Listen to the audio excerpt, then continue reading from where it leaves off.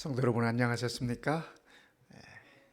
하나님의 은혜와 또 축복이 우리 모든 성도님들에게 함께 하시기를 바라겠습니다. 특별히 우리 오하자 집사님, 또 우리 오승영 장로님 가정에 하나님의 크신 위로가 함께 하시기를 바라겠습니다. 또 기쁜 소식 하나 전할까요? 우리 김석수 장로님하고 우리 이은주 집사님이 할머니 할아버지가 되셨습니다. 그래서 우리 딸 우리 수정양께서 아들을 낳았습니다. 이름은 김영준이라고 합니다. 우리 모두 축하하고 또 하나님께서 이 가정에 새로운 생명을 주셨음을 인하여 감사드리고 또 우리 하나님께 찬양 돌릴 수 있으면 좋겠습니다. 다음 금요일부터는 미주교회 연합 그 전도 집회가 시작됩니다. 그래서 시간은 똑같습니다. 다음 금요일 7시 30분에 우리 성도님들이 교회 사이트에 들어오셔도 되고, 또 우리가 안내된 대로 이디스 리튼 사이트나 아니면 유튜브에 들어가셔서 이 전도의 집회를 보실 수 있겠습니다. 이번 주 내로 모든 가정에 이 전도의 교재를 다 이렇게 보급하도록 그렇게 하겠습니다. 교회에 다 지금 교재가 와 있습니다. 또 이미 받으신 분들도 계시고 또 조금 기다리시면 받으신 분들도 계실 것입니다.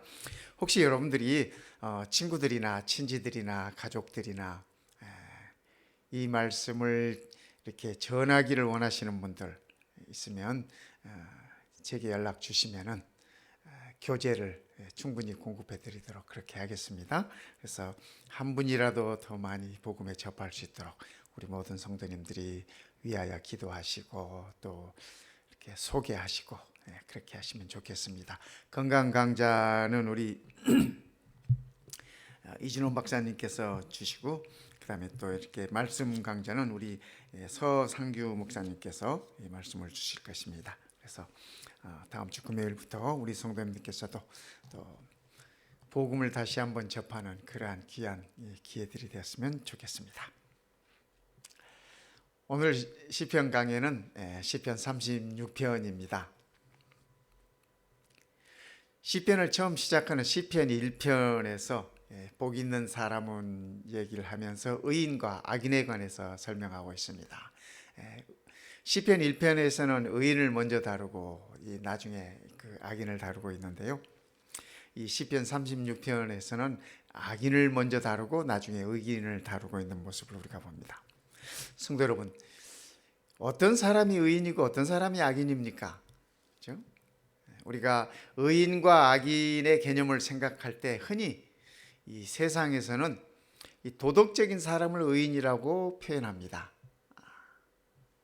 그런데 하나님의 말씀에서 의인과 악인을 표현하는 방법은 조금 다릅니다.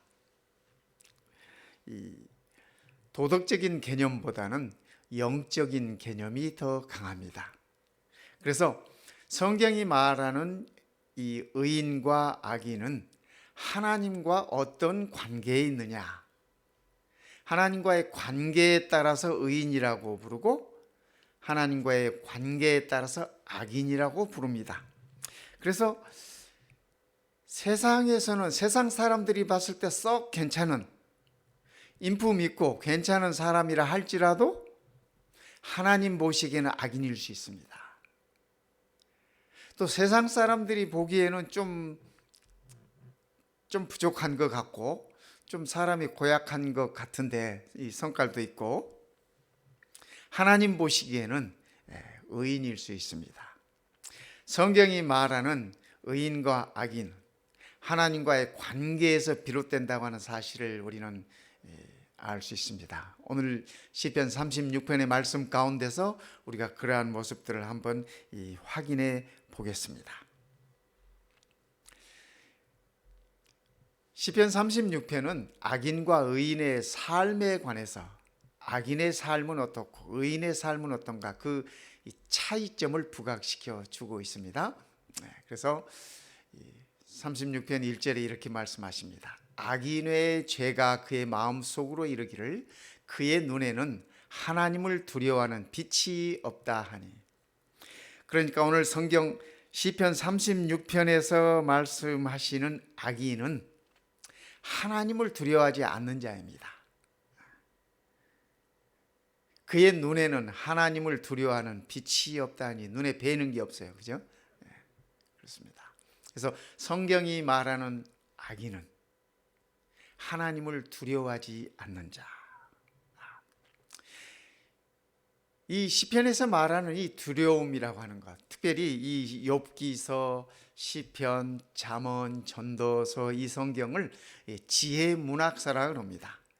그래서 구약이 갖고 있는 지혜 문학서라고 하는 이 성경들에서, 그러니까 욥기나 시편이나 잠언이나 전도서에서 말하는 두려움이라고 하는 것은, 그죠? 두려워한다라고 하는 표현은 어떤 막연한 공포심, 우리가 무서워서 떠는 그러한 공포심을 말하는 것이 아니라 그 대상에 대한 존재 가치를 인정하는 삶의 태도를 말합니다.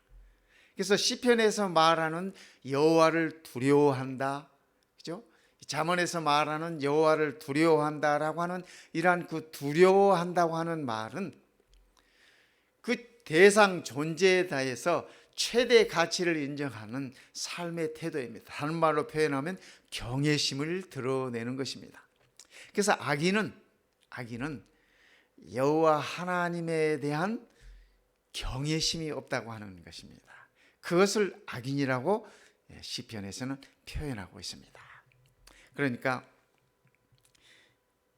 무서워 떠는 것과 하나님을 경외하는 것은 질적으로 다릅니다.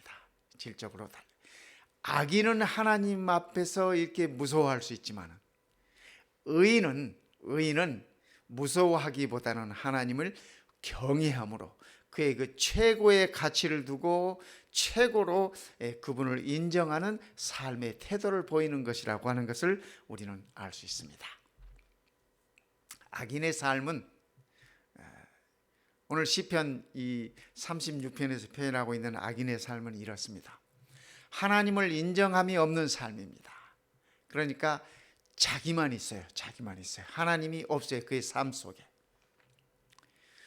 그 다음에 하나님이 전혀 고려되지 않은 삶을 사는 것입니다. My way, 자기의 고집대로, 자기의 뜻대로. 조금 전에 우리 찬양했지 않습니까? 의인들은 어떤 찬양을 해요? 주님의 뜻을 이루소서, 이렇게 찬양합니다. 그러나 악인들은 그의 삶 속에 하나님의 뜻이 전혀 고려되지 않는 그러한 삶을 산다고 하는 것입니다.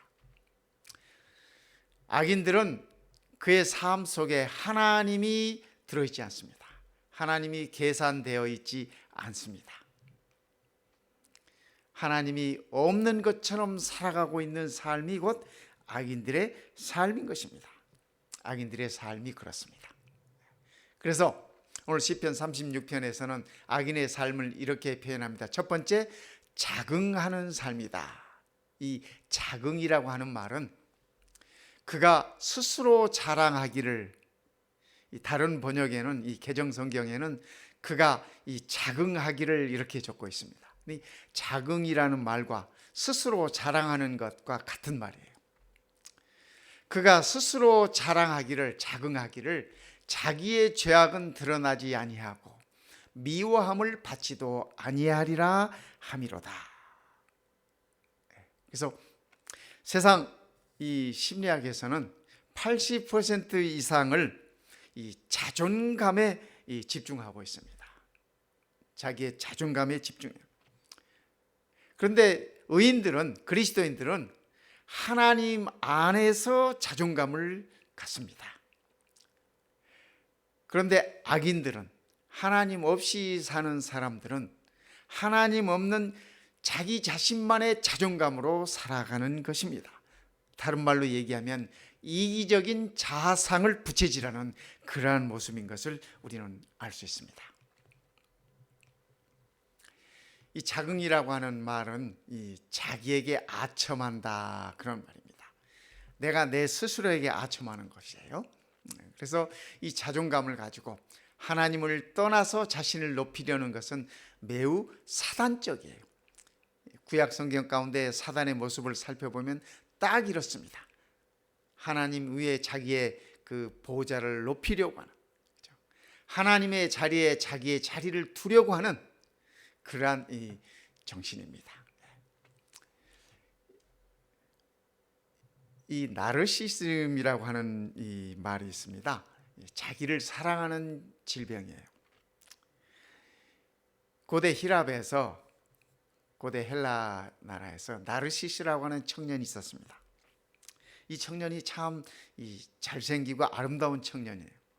어느 날 그가 이 호수를 이렇게 들여다보다가 호수에 비치는 자기 모습을 바라보고 사랑에 빠집니다. 너무 그 호수에 비치는 모습이 아름다워요. 그래서 그 아름다움에 빠져가지고 이렇게 그 사랑의 도시 되는 그러한 모습. 그래서 이 청년의 이름을 따서 나르시즘이라고 그렇게 표현합니다. 이 자기를 사랑하는 병이에요, 병. 어느 날 선생님이 교실에서 학생들에게 이 나르시즘에 관해서 이렇게 설명을 해줬어요. 그랬더니 한 여학생이 대답하기를, 선생님, 제가 요즘 그 병에 걸린 것 같아요. 선생님이 묻습니다. 왜? 아침마다 제가 이렇게 거울을 보면 너무너무 예쁘거든요. 선생님 하시는 말씀이, 얘야, 그것은 나르시즘 자해병이 아니라 너의 착각이란다. 인본주의 철학에서는 자신의 삶의 중심에 자신만을 둡니다. 마치 내 영혼의 선장은 내 자신이라고 하는 그러한 사상 말입니다. 나의 운명의 주인은 내가 된다라고 하는 그러한 생각 말입니다. 악인들의 생각이에요. 의인들은 내 삶의 주인은 나의 하나님이시다라고 고백하는 자들입니다. 의인은 내 운명은 하나님의 손에 있다라고 믿는 자들입니다. 성경이 말하는 의인은 말입니다. 내 삶의 주인은 하나님이라고 고백하는 자가 진정한 의인이라고 하는 사실을 우리는 배울 수 있습니다. 악인의 삶은 어떤 삶인지 시편 36편에서 이렇게 정의를 해주고 있습니다. 두 번째, 첫 번째는 적응하는 삶이 악인의 삶이고, 두 번째는 지혜와 선행이 없어지는 삶, 지혜와 선행이 없어지는 삶을 일컫고 있습니다. 그의 입에서 나오는 말은 죄악과 속임이라. 악인의 입에서 나오는 말은 말입니다. 그는 지혜와 선행을 그쳤도다. 악인은 그의 삶 속에서 지혜가 없어요. 여기서 말하는 지혜라고 하는 것은 우리가 말하는 그 영리한 거, 지혜로운 거, 그것이 아니에요. 이 문학서에서, 그렇죠? 이 지혜 문학서, 성경에서 욥기서나 시편이나 잠언에서 말하는 지혜는 여호와 하나님을 경외함을 가리킵니다. 그래서 여호와가 지혜의 근본이라고 그렇게 가르쳐요. 그래서 그는 지혜와 선행을 그쳤도다. 그럴 수밖에 없는 것이, 성경이 말하는 지혜는 여호와를 경외함이라고 이렇게 말씀했어요. 그것이 지혜의 근본이라고. 그러니까 지혜가 없다고 하는 사실은 그의 삶 속에 여호와를 경외함이 없어요. 하나님의 존재가 그의 삶 속에 없어요. 그렇기 때문에 선행도 함께 없는 것입니다. 선행이라고 하는 것은 하나님을 기쁘시게 하는 행동이거든요. 그의 삶 속에 하나님이 계시지 않기 때문에 하나님을 기쁘시게 하는 행동, 즉 선행 또한 없는 것입니다. 오늘 시편 36편에서 이렇게 우리들에게 일러주고 있는 것입니다. 그러니까 오늘 우리는 악인의 삶을 통해서 의인의 삶을 비춰볼 수 있는 것입니다. 악인의 삶을 얘기하면서 세 번째는 필연적으로 악을 계획하는 삶 속에 빠지게 된다. 악인들은 그들의 삶이 필연적으로 악에 빠질 수밖에, 그죠? 그 길로밖에 갈 수밖에 없는 그러한 모습이다라고 성경은 오늘 시편 36편은 우리들에게 일러주고 있습니다. 악인은 그의 침상에서 죄악을 꾀하며 스스로 악한 길에 서고 악을 거절하지 아니하는도다. 의인은 어때요? 의인도 죄를 범해요. 악인도 죄를 지어요. 그러나 의인과 악인의 차이는, 그죠? 악인은, 그죠? 누워 자면서도 죄악을 꾀하고, 그죠? 스스로 악한 길에 들어서고 악을 거절하지 않는 것이 악인이에요. 그러나 의인은 그죠? 스스로 악한 길에서 돌아서려고 애를 쓰고, 그죠? 악을 만날 때마다 악을 거절하기 위해서 몸부림하는 것입니다. 성령 하나님의 도우심을 구하는 것입니다. 그것이 의인과 악인의 차이예요. 시편 63편 6절에 보면 이런 말씀이 있습니다. 내가 나의 침상에서 주를 기억하며, 이 다윗이 노래한 내용입니다. 내가 나의 침상에서 주를 기억하며. 시편 36편에서 악인은 어떻게 했어요? 침상에서도 악을 꾀하였어요. 그런데 의인은 침상에서 주를 기억하며 밤중에 주를 묵상할 때에 하오리니. 의인은 밤중에라도 주의 말씀을 묵상하는 것입니다. 주님을 묵상하는 것입니다. 악인은 어떻게 했어요? 밤중에도 악을 꾀하고. 이것이 의인과 악인의 차이인 것입니다. 악인의 삶은 네 번째, 악한 삶의 스타일을 형성할 수밖에 없다. 악에 젖어 있다 보니까, 죄악에 젖어 있다 보니까 그의 삶 자체가, 삶의 스타일 자체가 악하게 형성될 수밖에 없다라고 오늘 시편 36편은 우리들에게 알려줍니다. 악을 행하는 자들이 거기서 넘어졌으니, 악을 행하는 자들이 죄악 가운데서 넘어졌으니 엎드러지고 다시 일어날 수 없으리이다. 악인은 죄 중에 엎드려지면 다시 일어나지 못합니다. 의인은 넘어질지라도 7번 넘어질지라도 8번 일어나는 것이 의인입니다. 성도 여러분, 오늘 우리가 의인일 수 있음에 감사하십시다. 오늘 우리가 의인임에 감사하십시다. 악인과 의인은 똑같이 죄를 범할 수 있습니다. 실수할 수 있습니다. 잘못할 수 있습니다. 그러나 악인은 그 죄 가운데 넘어지고 엎드러지고 다시 일어나지 못하는 것이 악인이에요. 그러나 의인은 넘어질지라도 다시 일어서는 것이, 주님의 손 붙잡고 다시 일어설 수 있는 것이 의인이라고 하는 사실을 기억하면 좋겠습니다. 의인의 삶을 이제 살펴보십시다. 시편 36편은 악인의 삶을 설명하고 그 다음에 의인의 삶을 이렇게 대조적으로 설명해 주고 있습니다. 의인의 삶을 표현하면서 이렇게 표현합니다. 여호와여, 주의 인자하심이 하늘에 있고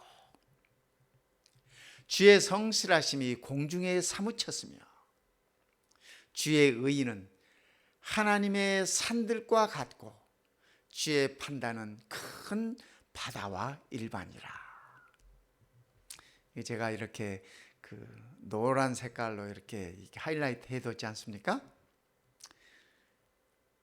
우리 하나님의 모습, 우리 주님의 모습, 우리가 바라보아야 할 우리 주님의 모습을 이 네 가지로 이렇게 표현하고 있습니다. 주의 인자하심이 하늘에 있고, 구약 성경에서 말하는 인자하심은 이 신약 성경의 표현을 하면 사랑입니다. 그래서 주의 사랑하심이 하늘에 있고, 이 히브리인들에게 있어서 하늘은 언제나 변치 않는 것이 하늘입니다. 영원히 변치 않는 것이 하늘입니다. 그래서 주의 인자하심이 하늘에 있고, 이 말씀은 우리 주님의 사랑이 영원히 변치 않는다고 하는 그러한 말씀입니다. 주의 성실하심이 공중에 사무쳤으며 주의 신실하심이, 여기 성실하심이라고 하는 건 신실하심, 공중에 사무쳤으며, 이 말은 히브리인들에게 있어서 공중에 사무쳤다고 하는 말은 이 하늘에 가득 찼으며 그 말입니다. 그래서 주의 성실하심이 하늘에 가득 찼으며 주의 의는 하나님의 산들과 같고, 히브리인들에게 있어서 산은 움직이지 않는 것입니다. 산은 움직이지 않는 것이 이 히브리인들의 사상에 있어서 산의 표현입니다. 우리도 산은 움직이지 않는 것으로 알고 있지 않습니까? 네. 주님의 의는 결코 변하면 움직일 수 없는 것이라고 하는 표현을 하고 있습니다. 주의 판단은 큰 바다와 일반이라. 히브리인들에게 있어서 바다는 깊은 곳입니다. 그들은 바다를 깊은 곳으로 이해하고 있습니다.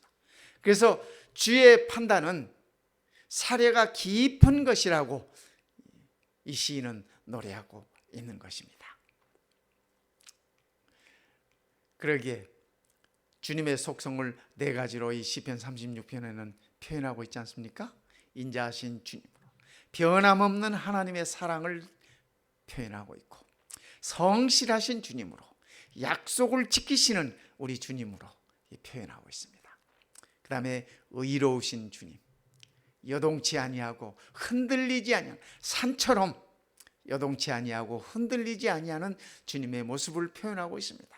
그리고 판단하시는 주님, 깊이 판단하시는 주님의 모습을 얘기하고 있습니다. 그래서 의인은 늘 이러한 주님의 모습을 바라보며 주님과 함께 동행하는 자들인 것입니다. 그렇게 될 때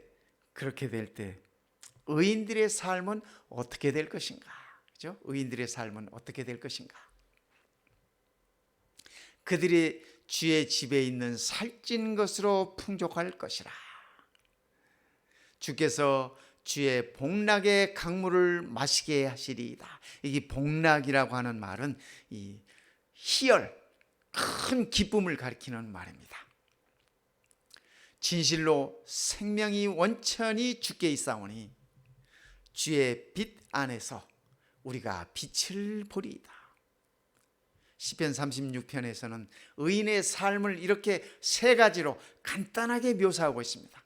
첫 번째, 의인의 삶은 풍족한 삶, 풍요로운 삶에 살찐 것으로 풍요로울 것이다. 두 번째, 의인의 삶은 주의 기쁨으로 넘쳐나는 삶입니다. 그죠? 복락의 강물을 마시게 하시리라. 성도 여러분, 사람이 어느 정도 마셔야 강물을 마실 수 있나요? 그죠? 아무리 목이 말라도 컵으로 몇 잔이면 족합니다. 그러나 이 시인은 의인의 삶을 주께서 마련하신 기쁨의 강물을 마시는 것으로 그렇게 표현하고 있습니다. 이 행간에 의인들의 기뻐하는 모습이 아름답게 그려지지 않습니까? 세 번째, 의인의 삶은 주의 빛 안에서 우리가 빛을 보리이다. 빛을 보는 삶, 빛을 반사하는 삶, 의인의 삶을 이렇게 표현하고 있는 것입니다. 그러기에 의인의 삶은 풍족한 삶입니다. 풍족한 삶. 그들이 주의 집에 있는 살찐 것으로 풍족할 것이라. 저희가 어렸을 때는요, 이 한국 사람의 이 아름다움은 좀 이렇게 풍요로운 것이었습니다. 풍요로운 것이었어요. 요즘은 요즘 젊은 여인들을 보면 이렇게 아름답다 하는 건 그냥 아주 날씬한 걸 얘기하는 것 같아요. 제가 한국에 가봤더니 이렇게 어떻게 사나 싶을 정도로 다 그렇게 살더라고요. 다 이렇게 젓가락처럼 가늘어요. 먹는 것도 그야말로 쥐 밥 먹듯이 그렇게 먹는 것 같아요. 다들. 그래서 이 다이어트라고 하는 것에 어떤 강박관념에 잡혀 사는 것이 아닌가, 그런 생각이 들 정도로. 근데 제가 가만히 돌이켜 보니까 어렸을 때 이렇게 좀 미인이라 했던 분들은 좀 통통한 사람을 얘기했던 것 같아요. 그래서 왜 그랬을까 생각해 보니까 저희들 어렸을 때는 다 어려가지고 다 이렇게 잘 못 먹었어요. 뭐 우리나라 전체가 다 못 먹었어. 그 뭐 우리 백성들이 잘 살게 된 것이 그죠? 70년대 후반, 80년대 들어서면서인 것으로 기억이 돼요. 근데 옛날에 헬라 사람들도 이 각 시대를 따라서 이 미의 기준도 조금씩 달라져 가요. 서양의 아름다운 사람을 얘기할 때 우리가 클레오파트라를 얘기하지 않습니까? 근데 클레오파트라의 모습이 그 로마 동전에 이렇게 새겨져 있습니다. 근데 그 모습들을 보면 요즘 우리가 생각하는 상상하는 그러한 그 아름다움하고 좀 거리가 있는 것 같습니다. 동양의 미인을 얘기할 때는 양귀비를 얘기하지 않습니까? 중국에 양귀비를 얘기하는데 양귀비도 요즘 우리가 이렇게 생각하고 보는 아름다움하고는 좀 거리가 있는 것 같습니다. 그런데 주의 집에 있는 살찐 것으로 풍족할 것이다. 좀 이렇게 통통한 것이 풍요로움을 그런 상징하는 그런 것이었습니다. 윤현 선생님이 이 아이들을 가르치면서 탕자 이야기를 들려줬습니다. 탕자 이야기를 다 들려주고 아이들에게 질문했어요. 얘들아, 탕자가 들어왔을 때 누가 제일 기뻐했을까? 그랬더니 아버지가요. 그래, 맞아. 그러면 탕자가 돌아왔을 때 누가 제일 싫어했을까요? 질문. 그랬더니 선생님은 첫째 아들이라고 답을 기대하고 있는데 한 아이가 대답하기를 살찐 송아지요. 그렇게 돼요. 탕자가 돌아옴으로 살찐 송아지가 죽어야 했으니까. 살찐 송아지. 그죠? 이 살찐 것이라고 하는 것은 풍요로움을 나타냅니다. 풍요로움. 의인의 삶은 풍요로운 삶을 나타내고 있습니다. 그들이 주인 집에 있는 것으로, 그죠? 내 것이 아니라 주인 집에 있는 것이.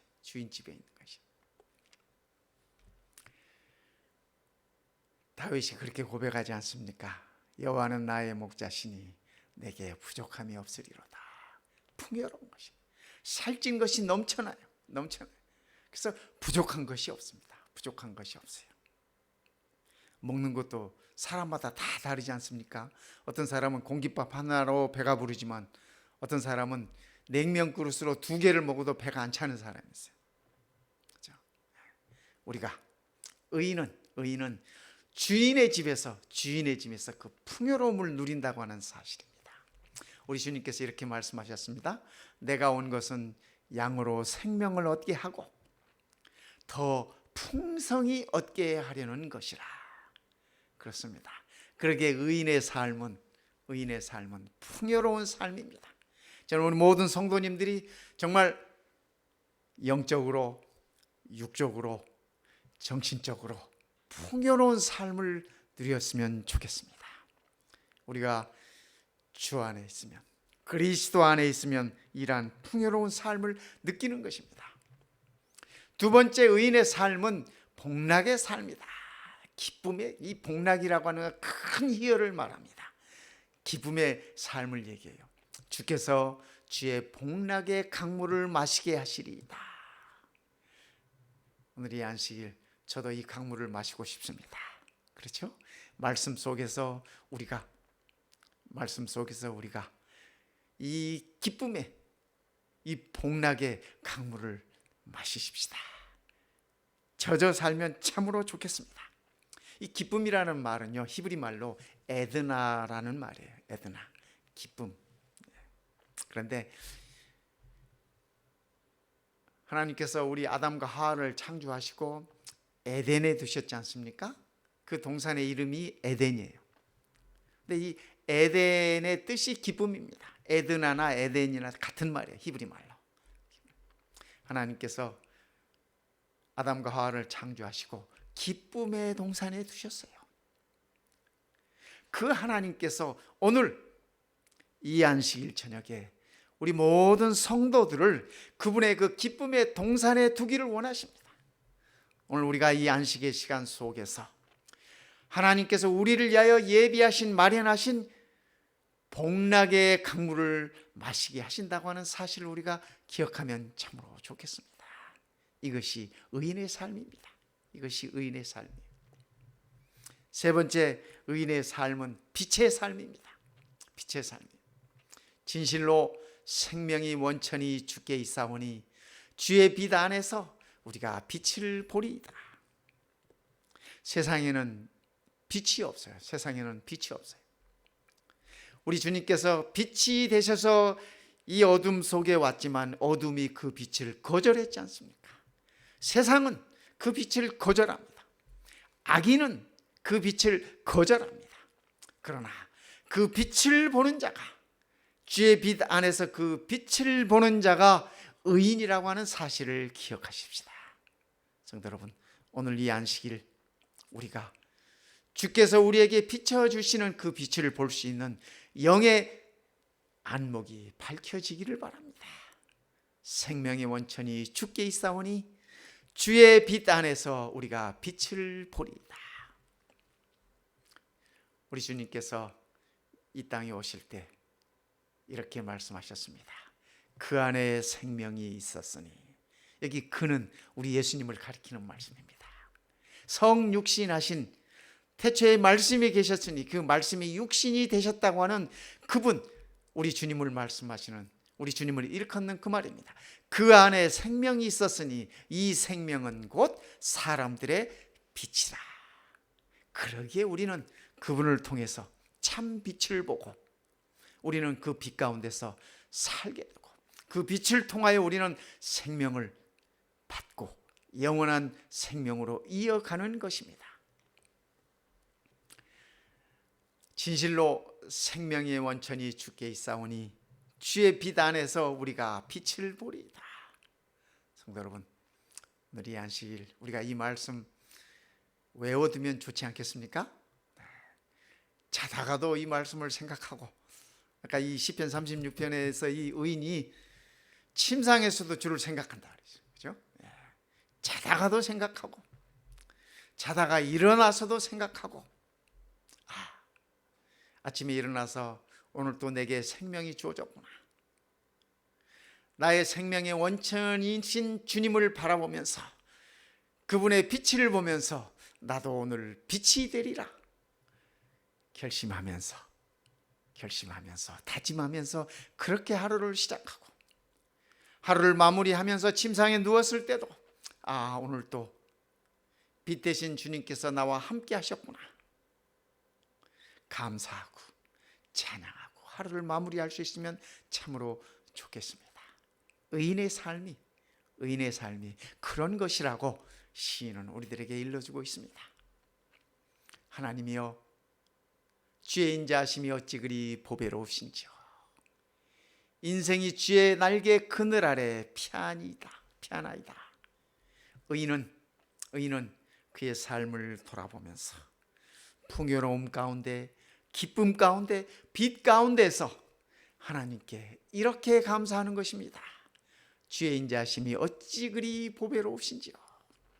인생이 주의 날개 그늘 아래 피하나이다.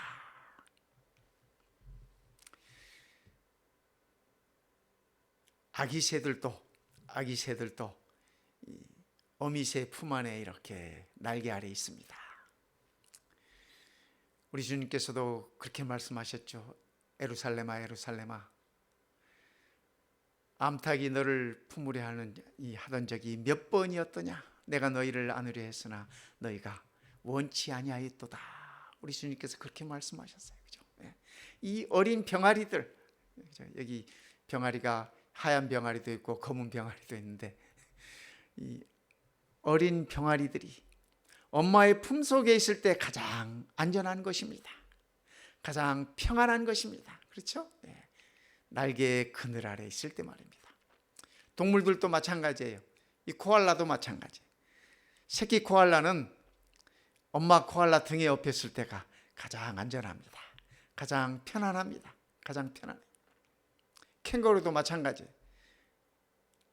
아가 캥거루가 엄마 캥거루의 이 아기 주머니 안에 있을 때 가장 편안합니다. 가장 안전합니다. 우리들도 마찬가지입니다. 그죠? 우리가 우리의 인생이 주의 날개의 그늘 아래 피할 때, 우리 주님의 날개 아래 있을 때 우리가 가장 평안한 것입니다. 가장 안전한 것입니다. 의인의 삶은 그런 삶입니다. 성도 여러분, 그리스도 안에서 풍요로운 삶을 누리고 기쁨의 삶을 누리고 빛이 되는 삶으로, 그렇죠? 우리 주님의 날개 아래 있을 때인 것입니다. 주를 아는 자에게 주의 인자하심을 계속하시며 마음이 정직한 자에게 주의 의를 베푸셔서, 이 36편 이 10절부터 12절에 있는 이 말씀은 이제 의인의 기도입니다. 의인이 하나님께 드리는 기도예요. 주의 인자하심을 계속하시며 마음이 정직한 자에게, 의인에게 그 말이에요. 주의 의를 베푸소서. 교만한 자의 발이 내게 미치지 못하게 하시며 악인의 손이 나를 쫓아내지 못하게 하소서. 의인이 하나님께 드리는 기도입니다. 교만한 자의 발이, 악인의 발이 미치지 못하게 하시고, 악인의 손이, 여기 교만한 자나 악인이나 같은 말입니다.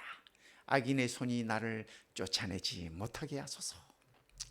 죄악을 행하는 자가 거기 넘어졌으니 엎드러지고 다시 일어날 수 없으리이다. 하나 의인은 일어선다고 하는 말씀입니다. 우리도 이런 기도 드릴 수 있으면 좋겠습니다.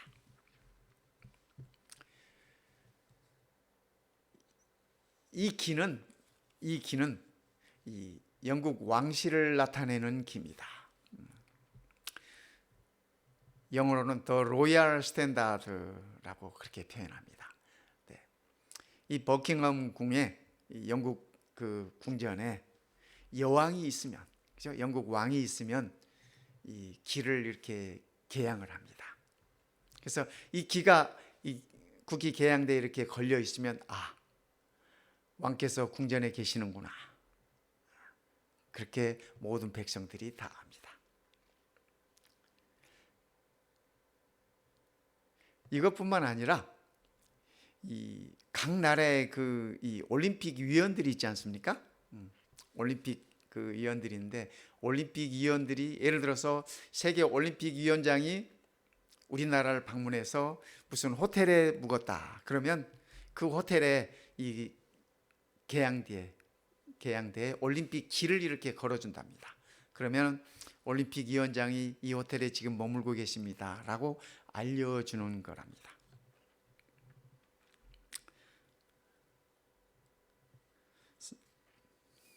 성도 여러분, 오늘 우리의 삶 속에 하나님의 영광의 깃발이 높이 들려지면 좋겠습니다. 우리의 삶 속에 기쁨의 깃발이 올랐으면 좋겠습니다. 우리의 삶 속에 여호와로 인하여 풍요로운 깃발이 올랐으면 좋겠습니다. 생명의 깃발이 올려졌으면 좋겠습니다. 빛의 깃발이 올려졌으면 좋겠습니다. 이것은 하나님이 내 안에 살아계시다고 하는 표시인 것입니다.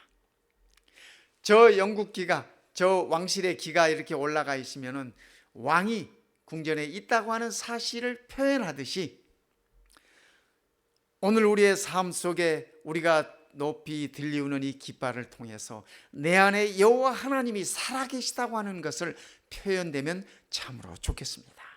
그것이 빛되는 삶이 아니겠습니까? 그분이, 여호와 하나님이 나의 삶을 통치하시도록, 그분과 매일매일 교통함으로 날마다 그분의 아름다움을 바라봄으로 주의 품 안에 있는 삶이 되었으면 좋겠습니다. 성도 여러분, 오늘 이 안식일 내 삶이 어두움이라면, 그죠? 내 삶이 어둡다라고 느껴진다면 어쩌면 그것은 내 안에 하나님이 계시지 않는다고 하는 염려일 수 있습니다. 내 안에 하나님이 계시다면, 성도 여러분, 그죠? 내 안에 하나님이 계시다면 우리는 풍요로울 수 있습니다. 이 풍요로움은 우리가 얼마나 많이 가졌느냐, 얼마나 많이 소유했느냐, 이것과는 무관한 것입니다. 내 안에 하나님이 계시다면 우리는 큰 기쁨을 소유할 수 있습니다. 이 기쁨은 우리가 얼마나 편안한 삶을 사느냐, 세상에 얼마나 어려움이 없느냐, 고통이 없느냐, 질병이 없느냐, 그것과는 무관한 것입니다. 의인은 고통이 있을지라도, 의인은 궁핍할지라도, 의인은 고난이 있을지라도 여호와께서 마련하신 그 기쁨을 맛보는 자이기 때문에 그렇습니다. 성도 여러분, 의인은 결코 어둠 속에 거하지 않습니다. 왜냐하면 우리 주님이 빛이 되시기 때문에 그렇습니다. 의인은 빛 가운데 거하는 것입니다. 그들이 주의 집에 있는 살찐 것으로 풍족할 것이라. 주께서 그의 복락의 강물을 마시게 하시리이다. 진실로 생명이 원천히 주께 있사오니 주의 빛 안에서 우리가 빛을 보리이다.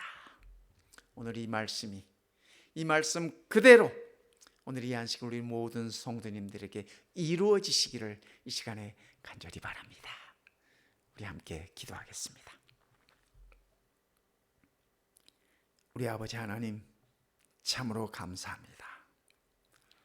우리를 악인이라 칭하지 아니하시고 우리를 의인 만드시고 우리를 부르시고 의롭다 하셔서 우리를 의인이라 칭하셨으니 그 은혜를 참으로 감사합니다. 이제는 우리가 주의 풍요로움과 주의 기쁨과 주의 빛 안에서 살아가는 신실한 성실한 주의 자녀되게 하여 주시옵소서. 오늘 이 안식일 우리 모든 성도들 가슴마다 하늘의 평안을 맛보게 하시고 하늘의 평화를 맛보게 하시고 참된 쉼을 누리게 하여 주시옵소서. 우리를 사랑하시고 우리를 구원하시고 우리를 다리러 다시 오시겠다고 약속하신 우리 주님 예수님의 이름으로 간절히 기도드리옵나이다.